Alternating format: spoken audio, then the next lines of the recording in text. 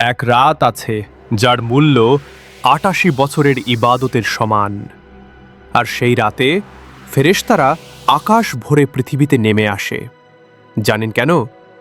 কোরআন বলছে লাইলাতুল কদর ১০০০ মাসের চেয়েও উত্তম। সূরা কদর ৩।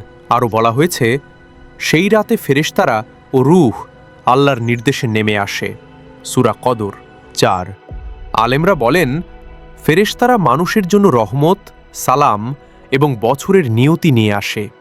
জিব্রাইল আলাইহিসসালাম নিজেই ফেরেশতাদের নেতৃত্ব দেন এবং তারা ইবাদতে থাকা মানুষকে শান্তি ও বরকত প্রদান করে।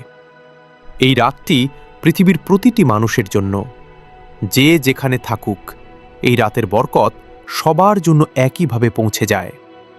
এই রাতটি কি সাধারণ রাতের মতো কাটাবেন, নাকি জীবনের সেরা সুযোগ হিসেবে গ্রহণ করবেন?